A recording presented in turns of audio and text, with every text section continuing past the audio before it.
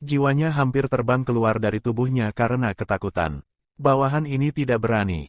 Terlalu tragis. Bagaimana salah satu dari dua pemeran utama wanita yang mendominasi dari Proud Immortal Demon Way, peringkat 3 teratas untuk karakter wanita paling populer selama bertahun-tahun, telah direduksi ke keadaan ini. Like dan follow Bacakan Aku. Shen Qingqiu bahkan tidak memiliki kesempatan untuk meratap sebelum dia merasakan seseorang meraih dadanya, menyeret tubuhnya ke depan. Matanya menjadi buram, perasaan membeku tiba-tiba muncul di bagian atas tubuhnya. Saat dia menundukkan kepalanya untuk melihat, salah satu tangan Luo Binghe menekan sisi kiri dadanya. Rasanya seperti dia telah ditembak di dada, amunisinya adalah energi iblis yang jahat. Setelah memasuki tubuhnya, energi menyebar melalui pembuluh darahnya dan meluas ke keempat anggota tubuhnya. Bunyi bip sistem yang tiba-tiba dan jelas mengalihkan perhatiannya dari rasa sakit. Verifikasi sentuh berhasil. Sumber daya telah tersambung. Menyimpan daya. Evaluasi diri sistem, semua operasi sistem normal. Terima kasih atas penggunaan Anda yang berkelanjutan. Bukankah pemeriksaan sistem ini agak terlalu maju? Energi roh asli di Shen Qingqiu mirip dengan kolam penuh. Kali ini, sejumlah besar telah disedot oleh Luo Binghe. Namun, kekosongan ini hanya berlangsung sedetik. Tubuh yang terbentuk dari benih bunga matahari dan embun bulan dengan cepat mulai mengumpulkan energi spiritual, menggantikan energi yang hilang yang diambil oleh Luo Binghe. Shen Qingqiu merasa tubuhnya saat ini seperti power bank. Dalam hati, dia meraung, jadi, mungkin di kehidupanku sebelumnya, aku mungkin terlalu berlebihan dengan beberapa ulasan novelku, tetapi hal-hal yang kuhancurkan adalah tentang kemampuan menulis airplane shooting toward the sky, dan tidak pernah ada yang bertentangan dengan pemeran utama pria yang sebenarnya.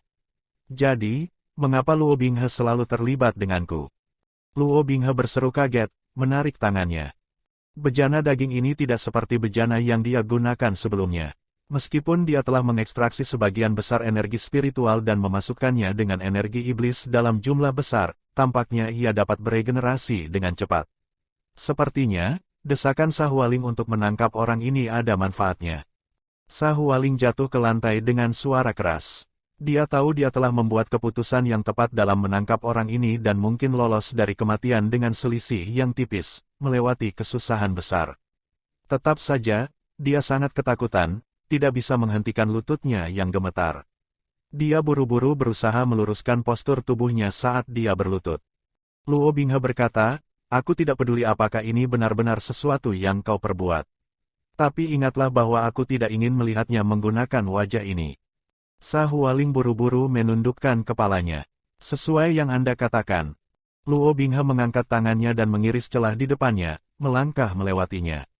Cara kepergiannya yang arogan sudah cukup membuat banyak orang geram. Mereka berdua tertinggal di dalam gurun tandus begitu saja seolah Luo Binghe tidak peduli apakah Shen Qingqiu mencoba melarikan diri atau tidak. Namun, sekali lagi, dia tidak perlu khawatir.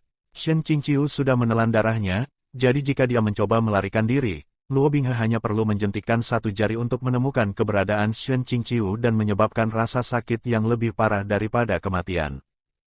Shen Qingqiu tiba-tiba berpikir, jadi, dia bisa dianggap sebagai pengikut Big Brother Binghe. Tentu saja, Luo Binghe belum secara resmi mengakuinya. Namun, jika dia memainkan kartunya dengan benar, apakah itu berarti kemungkinan prospek masa depannya terlihat penuh harapan? Bukankah itu hanya urusan sebulan sekali? Setelah beberapa saat, dia pada dasarnya akan terbiasa dengan itu. Saat pikirannya berputar-putar dalam kekacauan yang hingar-bingar, Sahualing tiba-tiba meraih wajahnya. Shen Qingqiu mengulurkan dua jari, memblokirnya. "Apa yang sedang kamu coba lakukan?" Sahualing menggertakkan giginya. "Apa kau tidak mendengarnya? Dia baru saja mengatakan bahwa dia tidak ingin melihat wajahmu." Shen Qingqiu menatapnya dengan tatapan kosong. Tiba-tiba, dia mengulurkan tangan dan merobek sehelai kain muslin dari jubahnya. Sahualing memekik, "Kenapa kamu merobek jubahku?" Kemudian, Qingqiu merobek dua lubang melalui kain, menekannya ke wajahnya sehingga hanya terlihat matanya.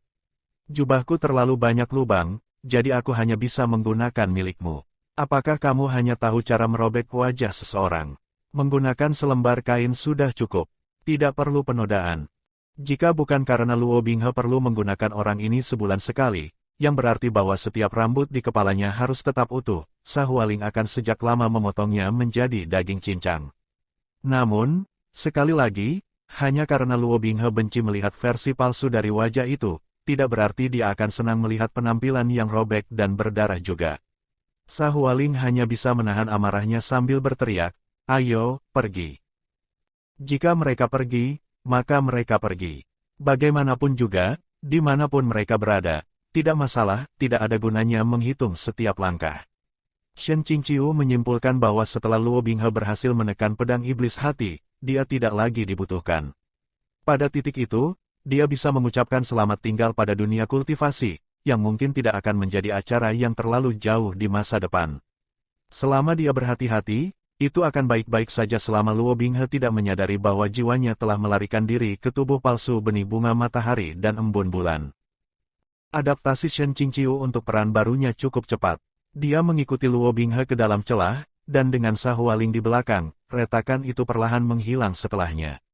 Kecepatan penyesuaian Jenderal Ras Iblis yang paling luar biasa juga bisa dianggap cukup baik. Setelah beberapa napas, Sahualing benar-benar tenang. Dia bertanya, "Siapa namamu?" Sisi lain dari retakan itu mengarah ke lorong yang panjang.